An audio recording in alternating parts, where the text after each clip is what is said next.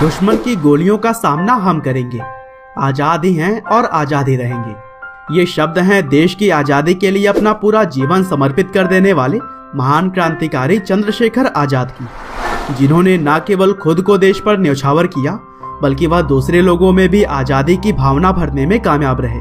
और यही वजह है कि भारत की स्वतंत्रता में उनका एक अलग ही स्थान है। और दोस्तों, चंद्रशेखर आजाद ही भारत के वो जाबाज योद्धा थे जिन्हें अंग्रेजी हुकूमत जीते जी कभी पकड़ ही नहीं सकी, और वह दिखावे से ज्यादा कर्म में विश्वास करते थे। और शायद यही वजह है कि उनके सिर्फ एक दो ही तस्वीर हमारे पास है। तो चलिए दोस्तों, आज के इस वीडियो में भी हम भारत की आजादी में अपना महत्वपूर्ण योगदान देने वाले चंद्रशेखर आजाद की पूरी कहानी जानते हैं कि किस तरह से अंग्रेजों को भारत से भगाने की चिंगारी उनके अंदर बचपन से ही जलने लगी थी। तो दोस्तों, इस कहानी की शुरुआत होती है 23 जुलाई 1906 से, जब ब्रिटिश इंडिया के भांवरा नाम के एक गांव में चंद्रशेखर आजाद का जन्म हुआ। और जन्म के समय उनका असल नाम था चंद्रशेखर तिवारी। वहीं उनके पिता का नाम सीताराम तिवारी और मां का नाम जगरानी देवी था। और वैसे तो उनका परिवार मूल रूप से उत्तर प्रदेश के उन्नाव से था, लेकिन वहां पर पड़ रहे अकाल की वजह से वे सभी लोग मध्य प्रदेश के भंवरा नाम की जगह पर आकर बस गए थे। और दोस्तों, चंद्रशेखर शुरू से ही विद्रोही प्रवृत्ति के व्यक्ति थे। उनको ना तो अंग्रेजों की गुलामी मंजूर थी और न ही अंग्रेजों का भारतीयों पर जुल्म ढाना। और इन्हीं जुल्मों से तंग आकर अंग्रेजों को भारत से भगाने के लिए उनके मन में चिंगारी बचपन से ही जलने लगी थी। और चूंकि वह एक ब्राह्मण परिवार से ताल्लुक रखते थे, इसीलिए उनकी मां चाहती थी कि वह काशी जाकर संस्कृत की पढ़ाई करें। लेकिन यह बात ना तो चंद्रशेखर आजाद को मंजूर था और न ही किस्मत को, क्योंकि इसी बीच 13 अप्रैल 1919 में जलियांवाला बाग हत्याकांड हुआ, जिसमें कि लगभग 1600 मासूम लोगों की जान चली गई। और अंग्रेजों की इस क्रूरता ने पूरे देश को दहला कर रख दिया था। साथ ही हर किसी के मन में अंग्रेजी हुकूमत के खिलाफ नफरत कई गुना बढ़ गई थी। और इसी घटना ने चंद्रशेखर आजाद के अंदर भी छुपे हुए क्रांतिकारी को बाहर लाने का काम किया।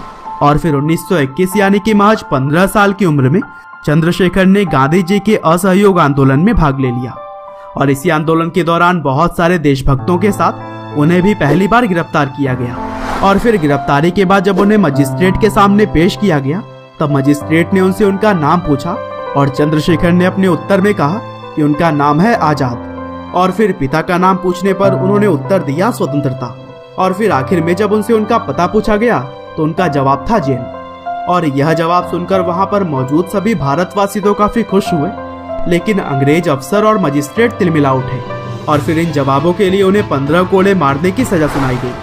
हालांकि यह सजा एक 15 साल के आम बच्चे के लिए तो कठिन हो सकती थी, लेकिन चंद्रशेखर तो कोई आम बच्चे नहीं थे, क्योंकि उनके अंदर तो देश के ऊपर सब कुछ न्यौछावर करने का जुनून सवार था। और इसीलिए कोड़े पड़ने के साथ उनके मुख से आह निकलने की जगह पर भारत माता की जय निकलता था। और फिर इसी घटना के बाद से चंद्रशेखर तिवारी को चंद्रशेखर आजाद बुलाया जाने लगा। और फिर 1922 में जब गांधी जी के द्वारा असहयोग आंदोलन को भंग कर दिया गया, तब इन्होंने अपने हिसाब से काम करने का निर्णय लिया। और इसी दौरान उनकी मुलाकात हुई मनमथनाथ गुप्त नाम के एक युवा क्रांतिकारी से। और फिर गुप्त के माध्यम से ही आजाद मिले राम प्रसाद बिस्मिल से, जो कि हिंदुस्तान रिपब्लिकन एसोसिएशन के संस्थापक भी थे। और बिस्मिल साहब चंद्रशेखर आजाद से मिलकर काफी प्रभावित हुए। और फिर उन्होंने चंद्रशेखर को हिंदुस्तान रिपब्लिकन एसोसिएशन का मेंबर बना लिया। और वहां पर उनका मुख्य काम था फंड जुटाने का, जो कि ज्यादातर सरकारी चीजों को चोरी करके ही इकट्ठा होती थी। और फिर एक बार कुछ ज्यादा ही पैसे इकट्ठा करने के लिए उन्होंने छोटी मोटी चोरी ना करके पूरे ट्रेन को ही लूटने का प्लान बनाया। और फिर इस प्लान को अंजाम दिया गया 9 अगस्त 1925 को। और दोस्तों, इसी घटना को हम काकोरी कांड के नाम से जानते हैं। और इस लूट में हिंदुस्तान रिपब्लिकन एसोसिएशन के बड़े बड़े क्रांतिकारी सदस्यों ने भाग लिया था। हालांकि यहाँ पर बहुत सारे क्रांतिकारियों को तो पुलिस ने पकड़ लिया, लेकिन आजाद वहां से बच निकलने में कामयाब रहे।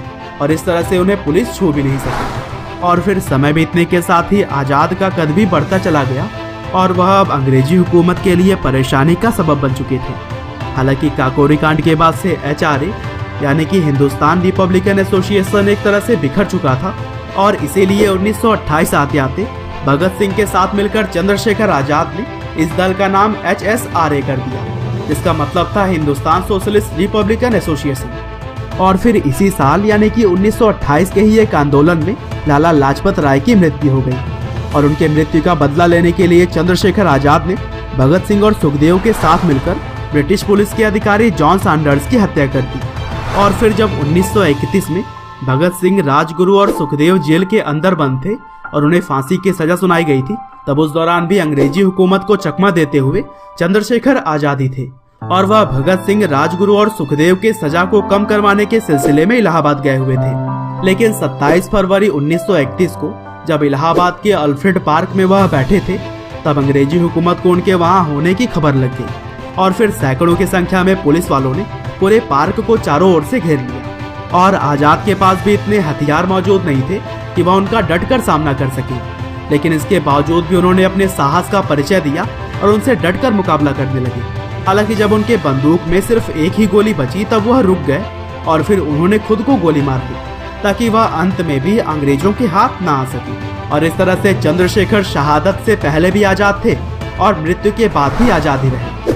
और फिर 24 साल की छोटी सी उम्र में ही शहीद होकर उन्होंने लाखों करोड़ों युवाओं में आजादी की ऐसी चिंगारी जलाई जो कि आग में तब्दील हो गई और फिर आखिरकार 1947 में अपना देश आजाद हुआ। तो दोस्तों, यह थी कहानी भारत के वीर सपूत चंद्रशेखर आजाद की। उम्मीद करते हैं कि यह आपको जरूर पसंद आई होगी।